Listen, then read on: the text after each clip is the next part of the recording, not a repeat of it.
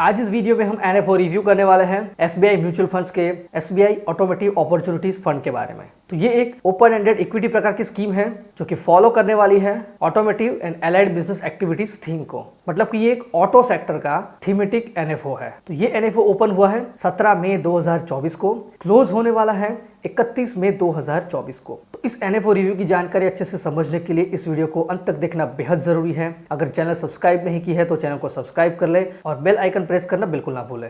तो ये शुरू करते हैं। दोस्तों, ये एनएफओ इन्वेस्टमेंट पर्पस के लिए काफी अच्छा एनएफओ है। तो अगर आप इस एनएफओ इन्वेस्टमेंट के लिए अगर एनएफओ डेट मिस करते हैं तो एनएफओ पीरियड क्लोज होने के बाद कुछ ही दिन के अंदर ये स्कीम कंटिन्यूस परचेस के लिए रीओपन होगी, तब आप इस एनएफओ में इन्वेस्टमेंट कर सकते हैं। पर इसके लिए इस वीडियो को ध्यान से देखें। तो दोस्तों, अब इस ऑटोमेटिव अपॉर्चुनिटीज में क्या है, तो इस एनएफओ में हमें भारत की ग्रोइंग ऑटोमेटिव इकोसिस्टम का फायदा मिल सकता है। और ऑटोमेटिव यानी कि ऑटो सेक्टर और उसके अलाइड सेक्टर्स, जिसमें इंक्लूड है ओईएम यानी कि ओरिजिनल इक्विपमेंट मैन्युफैक्चरर्स, जो भारत में व्हीकल यानी कि गाड़ियों का मैन्युफैक्चरिंग करते हैं, उसे कहते हैं ओईएम्स। उसके बाद में auto component manufacturer and auto ancillaries, मतलब कि जो भी उस गाड़ियों के अंदर लगने वाले कंपोनेंट्स है, जो भी और अलग प्रकार की एसेसरीज है, उसके मैन्युफैक्चरर्स, इलेक्ट्रिक व्हीकल्स जो कि फ्यूचर टेक्नोलॉजी है, और एक्सपोर्ट अपॉर्चुनिटीज, ये सब की सेगमेंट है ऑटोमोटिव सेक्टर के। भारत ने मेक इन इंडिया के तहत मैन्युफैक्चरिंग सेक्टर में काफी ग्रोथ हो रहा है और व्हीकल मैन्युफैक्चरिंग भी मैन्युफैक्चरिंग सेक्टर का एक बड़ा अहम हिस्सा है। और भारत में भी ऑटो सेक्टर का कंजम्पशन का काफी स्कोप है। अगर भारत में अगर कार का पेनिट्रेशन की बात करें तो 1000 आदमी के ऊपर सिर्फ 24 कार है। यूएसए में 980 है और यूके में है 850 और वर्ल्ड की एवरेज है 314। मतलब कि भारत अभी कार पेनिट्रेशन में बहुत ही पीछे है। उसी तरह से अगर टू व्हीलर की भी बात करें तो टू व्हीलर में 1000 के ऊपर भारत की एवरेज है 31 और अर्बन एरिया में ये एवरेज है 57।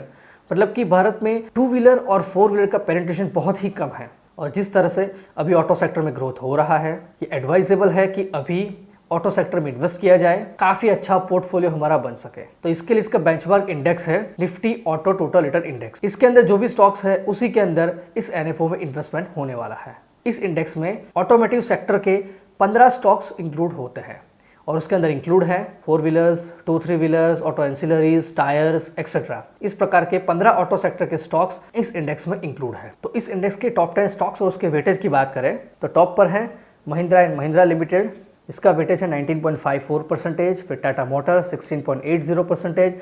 फिर मारुति सुजुकी इंडिया लिमिटेड 16.01%। उसी तरह से है Bajaj auto limited, Eicher Motors limited, hero MotoCorp limited, TVS Motors company limited, Bharat forge limited, Tata Motors limited, संवर्धन मोटर्स इंटरनेशनल लिमिटेड। ये है इस इंडेक्स के टॉप 10 स्टॉक्स और उसका वेटेज।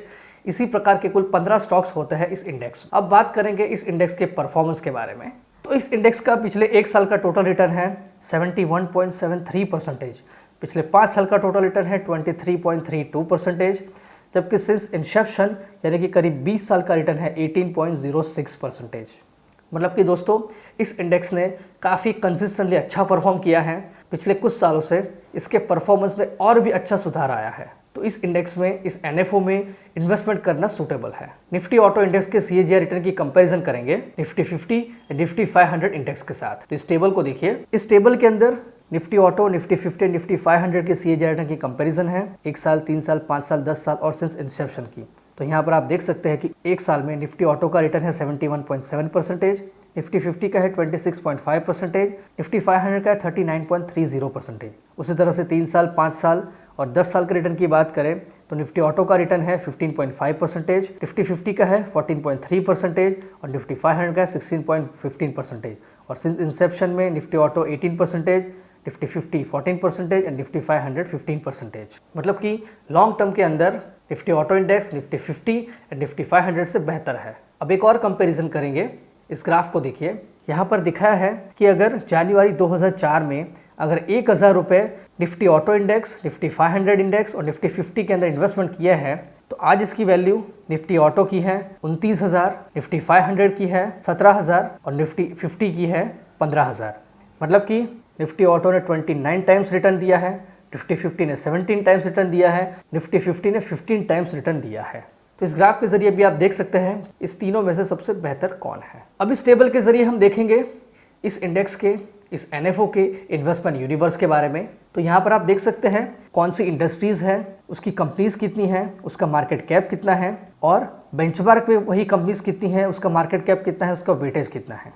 जैसे कि auto components and auto equipments. Investment universe में 85 कंपनीज हैं, जबकि बेंचमार्क के वो 3 कंपनी हैं। Casting and forging investment universe में 11 कंपनी हैं, जबकि बेंचमार्क में 1 कंपनी है। उसी तरह से सारी इंडस्ट्रीज का, इन्वेस्टमेंट यूनिवर्स का और बेंचमार्क का दोनों की कंपैरिजन यहाँ पे दिखाई है। तो इस टेबल से आपको पता चलेगा इन्वेस्टमेंट यूनिवर्स और बेंचमार्क दोनों में क्या फर्क है और कौन सी इंडस्ट्रीज में कितना इन्वेस्टमेंट हो सकता है। तो ये थी सारी जानकारी ऑटोमोटिव इंडस्ट्रीज के बारे में। और भी हमने जानकारी ली निफ्टी ऑटो इंडेक्स के बारे में कि हमें क्यों इसके अंदर इन्वेस्टमेंट करना चाहिए। अब हम आगे बढ़ेंगे हमारे एनएफओ में, शुरू करेंगे एसेट एलोकेशन से। तो यहाँ पर 80 से लेकर 100% तक इन्वेस्टमेंट हो सकता है ऑटोमोटिव और एलाइड सेक्टर की थीम के इक्विटी और इक्विटेड इंस्ट्रूमेंट्स में। 0 से लेकर 20% तक का इन्वेस्टमेंट हो सकता है ऑटो थीम के अलावा दूसरे इक्विटी और इक्विटेड इंस्ट्रूमेंट्स में। 20% तक का इन्वेस्टमेंट हो सकता है debt and money market instruments में और 10% तक का इन्वेस्टमेंट हो सकता है units of REITs and InvITs में। मतलब कि यहाँ पर ऑटो सेक्टर के साथ साथ दूसरे इक्विटीज में भी इन्वेस्टमेंट होने वाला है। इस एनएफओ के फंड मैनेजर है मिस्टर तन्मय देसाई। मिनिमम एप्लीकेशन अमाउंट है 5,000 रुपये और 1 रुपये के मल्टीपल्स में, और मिनिमम एसआईपी आप शुरू कर सकते हैं 500 रुपये और 1 रुपये के मल्टीपल्स में। तो इस एनएफओ में एसआईपी, एसटीपी, एसएलपी सारी फैसिलिटीज अवेलेबल है। प्लान्स एंड ऑप्शन की बात करें तो डायरेक्ट एंड रेगुलर दोनों प्लान्स, ऑप्शंस में ग्रोथ एंड इनकम डिस्ट्रीब्यूशन का कैपिटल विड्रॉल, सो पे आउट एंड रीइन्वेस्टमेंट, सारे प्लान एंड ऑप्शंस इस एनएफओ में अवेलेबल है। लोड स्ट्रक्चर में एंटी लोड एप्लीकेबल नहीं है, लेकिन एग्जिट लोड में अगर यूनिट अलॉटमेंट से 1 साल के अंदर कुछ पे रिडम्पशन या स्विच करते हैं तो 1% का एग्जिट लोड एप्लीकेबल है और 1 साल के बाद कोई भी एग्जिट लोड एप्लीकेबल नहीं है। लेकिन स्टैम्प ड्यूटी 0.005% एप्लीकेबल है। मतलब अगर आप 1,000 रुपये का इन्वेस्टमेंट करते हैं तो उसके ऊपर आपको 5 पैसा स्टैम्प ड्यूटी एप्लीकेबल है। स्कीम का रेगुलर प्लान का एक्सपेंस रेशियो रहेगा 2.25% तक। जैसे जैसे स्कीम का यूएम बढ़ता जाएगा एक्सपेंस रेशियो कम होता जाएगा। स्कीम का रिस्क है वेरी हाई और ये स्कीम 5 साल से ज़्यादा टाइम पीरियड के इन्वेस्टमेंट के लिए सूटेबल है और ये स्कीम वेल्थ क्रिएशन के लिए सूटेबल है। टैक्सेशन रहेगा इक्विटी का और इस स्कीम में कोई भी लॉक इन पीरियड एप्लीकेबल नहीं है। अगर आप इस एनएफओ में इन्वेस्टमेंट करना चाहते हैं तो इस एएमसी की वेबसाइट एप्लीकेशन के जरिए आप डायरेक्ट प्लान में इस एनएफओ में इन्वेस्टमेंट कर सकते हैं, या तो फिर अगर आप AMFI certified mutual fund distributor की हेल्प से इस एनएफओ में इन्वेस्टमेंट कर सकते हैं।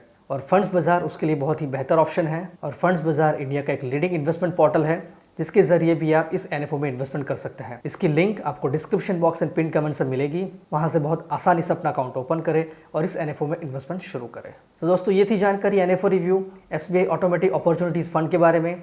अगर आपको ये वीडियो पसंद है इसे लाइक करें, कमेंट करें, शेयर करें।